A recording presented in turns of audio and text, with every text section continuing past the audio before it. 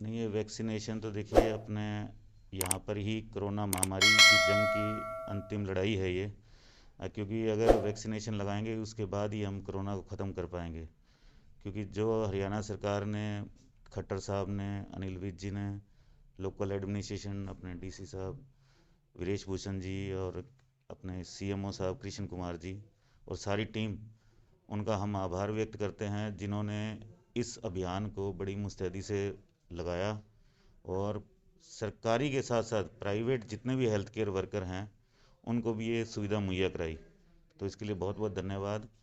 और जहाँ तक लोगों में ये भ्रांति है कि भाई वैक्सीन लगानी चाहिए या नहीं लगानी चाहिए, क्योंकि मैं एक पीडियाट्रिशियन हूँ, हम बच्चों का वैक्सीनेशन बहुत करते हैं। इस वैक्सीनेशन का नुकसान कुछ नहीं है, सारे फ़ायदे ही फ़ायदे हैं। इफ़ेक्ट कुछ नहीं होगा, साइड इफ़ेक्ट कुछ नहीं होगा, सिर्फ इफ़ेक्ट आएगा। तो मेरी सबसे अपील है कि वैक्सीन ज़रूर करवाएं। तो सर आज कितने लोगों को वैक्सीनेशन किया गया आपके हॉस्पिटल में? हमारे हॉस्पिटल में लगभग 100 लोगों की आज वैक्सीनेशन का प्लान है। अगर प्रिकॉशंस की बात करें तो वैक्सीनेशन से पहले और बाद क्या किस टाइप की प्रिकॉशंस जरूरी है? देखिए, जो स्टैंडर्ड प्रिकॉशन हैं जैसे कि मास्क पहनना, 2 मीटर की दूरी, हैंड वॉशिंग, ये सब हमें कंटिन्यूस फॉलो करना है। क्योंकि ये पहला शॉट है, दूसरा शॉट 28 दिन बाद लगेगा और उस दूसरा शॉट लगने के बाद लगभग 2 या 3 हफ्ते के बाद इम्यूनिटी आती है। तो ये मान के चलिए कि लगभग 2 महीने हमें सावधानी पूरी रखनी है और उसके बाद ही थोड़ा सा ध्यान रखना। पर मेरे ख्याल से हमें मास्क तो ज़रूर लगा के रखना चाहिए। सर, आपकी तरफ से सिरसा के अंदर नए नए डॉक्टर लाने का प्रयास किया जा रहा है, हर तरह के प्रयास किए जा रहे हैं। तो वहीं बात करूं, क्या आपकी नज़र में चिकित्सा सिरसा के अंदर चिकित्सा की पूरी व्यवस्था है? देखिए, मेरे को मैं 2004 में सिरसा में आया था। उस समय, अगर मैं उस समय की बात करूं तो सिरसा में बड़ी बेसिक सुविधाएं थी। आज की डेट में सिरसा के अंदर सभी सुपर स्पेशलिटी हॉस्पिटल अवेलेबल हैं। यहाँ पर एंजियोग्राफी हो रही है, एंजियोप्लास्टी हो रही है, नी रिप्लेसमेंट हो रहा है, हिप रिप्लेसमेंट हो रहे हैं, सभी प्रकार ट्रॉमा का इलाज किया जा रहा है।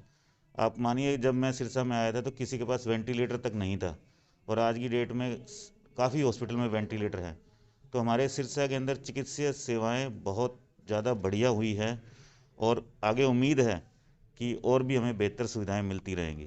सर, चिकित्सा के क्षेत्र में संजीवनी अस्पताल अपनी एक अलग ही पहचान रखता है, ऐसा क्या है विशेष? देखिए, मैं सिरसा का पला बड़ा हूँ।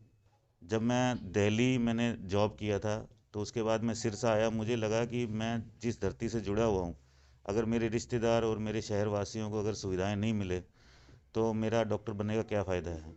और यही मेरे एक मन में इच्छा थी कि हम फोर्टिस जैसी सुविधाएं सिरसा के अंदर लेके आएँ। और उस दिशा के लिए देखिए कि सिर्फ डॉक्टर का बनना ज़रूरी नहीं है, उसके लिए प्रॉपर इंफ्रास्ट्रक्चर और सुविधाएं होनी बहुत ज़रूरी है। तो ये एक मन में संकल्प था और उसी के साथ हमने काम किया और जनता के आशीर्वाद से, सबके प्यार से, बड़ों के आशीर्वाद से हम सब ये करने में सफल हो पाए। सर, कोरोना महामारी के दौरान जहां सभी लगभग सभी अस्पताल के दरवाजे बंद हो गए थे, वहीं आपने डेरे वाले हॉस्पिटल ने और जनता हॉस्पिटल ने अपनी सेवाएं दे दी, तो क्या कहना है? देखिए, कोरोना का जो समय था वो बड़ा ही अद्भुत समय था और हम बहुत कन्फ्यूज़न में थे।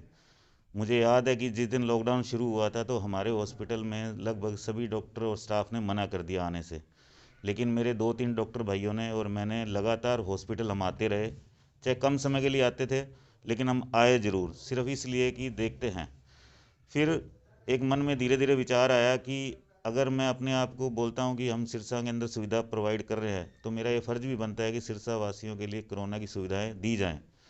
और धीरे धीरे हमने इसके लिए ट्रेनिंग की, स्टाफ को तैयार किया और हमने ये प्रण लिया कि चाहे कुछ भी हो जाए, अपने शहर में रहेंगे तो और शहर वालों को तो देंगे ही ये सुविधा हम। ठीक है सर।